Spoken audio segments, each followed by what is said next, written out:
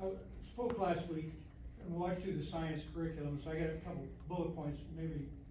I ask you to ask why things are being done and why, especially on the science curriculum, why was that science curriculum chosen? Because it met the words of, had words inclusive, diversity, and equity. Why would you choose a science curriculum based on those things? Why wouldn't you choose it on strictly a science education curriculum? I say that because that's my degree is in science. So that's one thing, is that while I understand what the head of the department said, you know, I can't help but think that you somewhere in there that you have to have inclusive, diversity, equity, and so on and so forth, and you just can't teach for education's sake. That's what we're getting into, is that I think when we're doing this, and you've seen it tonight, critical race theory is teaching tribalism. I mean, look what we've done tonight. We're tribes. You got a progressive tribe, you got a conservative tribe, you got a tribe that is proud of the race, you got a tribe that is proud of the school and the education. So we're breaking it down into tribalism.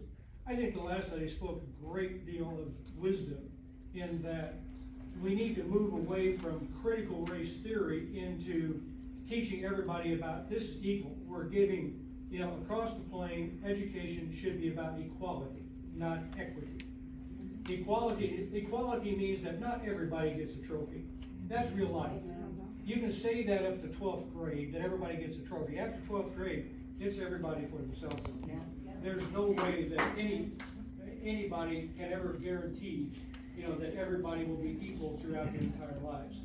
Now, if you want to go into tribalism, which I think is what critical race theory is a part of, I don't think it's total, but I think it's a part of tribalism. If you look around the world, why has the United States made such strong progress over every other country in the world?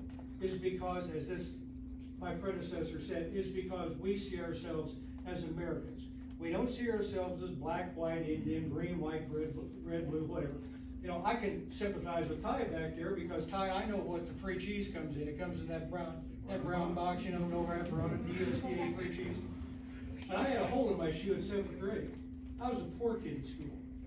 So I know I've been there, done that. But equality gave me the opportunity to bust my tail and get 2 degrees, bachelor's, master's plus, you know, and raise a family and make a reasonable living. Not wonderful. I mean, you know, what is wonderful? I'm not rich, no, but I can feed my family. But the other side is, so I go back, why have we been able to do that as a country?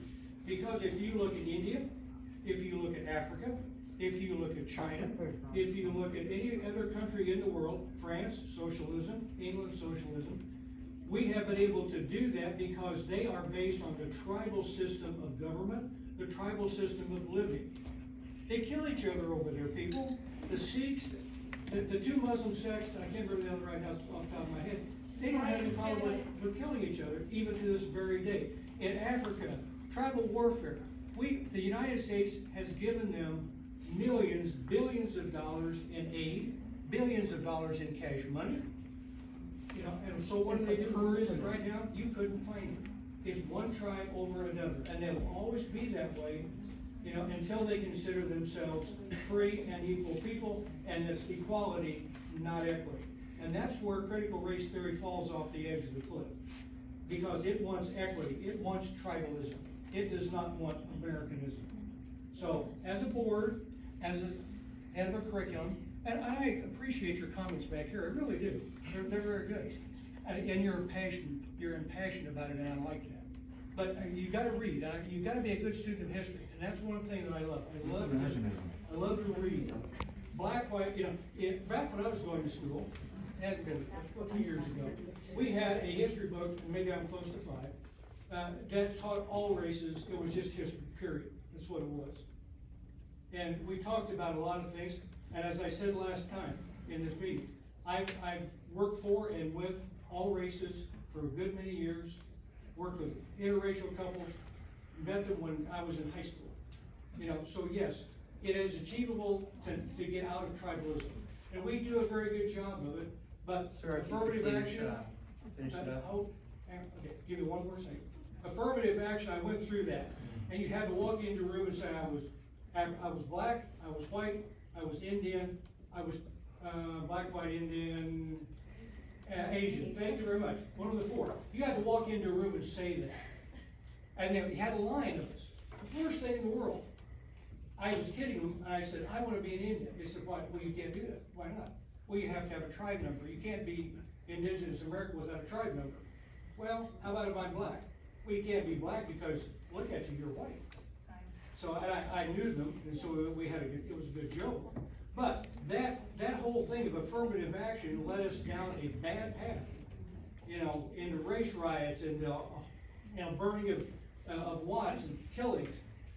Be a good student of history. If we don't stop this in the bud right now, and it starts in school, it starts with being adults, it starts with recognizing where we come from, we're going to go down that bad path again. And that is and the trouble is, every time you go down that repeat, it gets worse.